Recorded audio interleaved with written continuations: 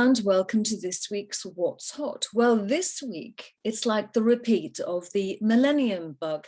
Remember the anxiety about the year 2000 problem, also known as Y2K, concerns that problems wouldn't recognize any timelines after the year 2000.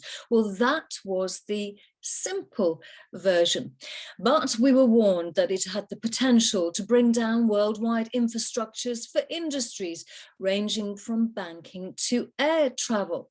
Well, apparently it's going to happen again this week, according to the airlines that were so worried 22 years ago. It's all to do with the impending switch on of 5G mobile phone services, which the 10 biggest US airlines warn will cause a major disruption to flights. Now, they are saying that the start of the Verizon and AT&T 5G mobile phone services planned for Wednesday would cause a completely avoidable economic calamity. However, the wireless industry has fought back. It's already postponed the rollout, but it's had enough because it's telling the airlines and the rest of the world that 5G is safe, and the airline industry is scaremongering, and the C-band spectrum 5G wireless signals won't interfere with sensitive aircraft electronics or disrupt flights. So let's have a look at UK listed airline stocks. Let's have a look at IAG. IAG is the owner of British Airways, clawing its way back there. Here's the 6-month chart, and here's the chart for budget airlines, EasyJet. And Ryanair. Now, I did like the headline from Ryanair earlier this month, which said that it had 9.5 million guests traveling on the airline in December.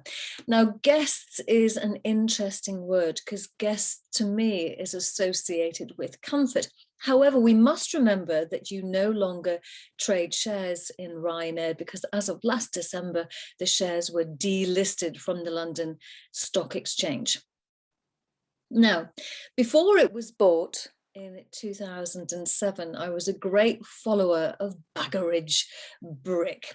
I liked the alliteration. I'm very fond of the overused phrase, I'm bricking it, where a poorly executed trade is concerned. And who doesn't like a well-made brick? Well, my affections now lie with another listed UK stock, and it's called Brickability Group. Now, this week we learned that sustained positive momentum and optimism within the UK house building sector is reflected in its forward order book levels, with demand for the group's product offering building throughout this year and expected to continue into the new financial year.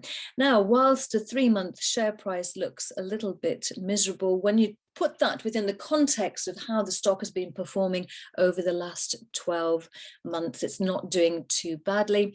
And lots of volume, lots of activity in July when Brickability bought a rival appeared, Taylor Maxwell, not to be confused with house builder Taylor Wimpey. But let's have a look at the share price of Brickability, currently trading at £1.01 compared to Taylor Wimpey's share price, which is currently trading at around £1.60.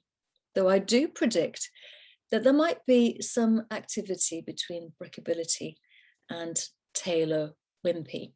Maybe not this year, but next. Okay, well, let's see if my crystal ball comes good. You've got a year to hold me to that. Hope you're well. Take care. I'll see you same time next week.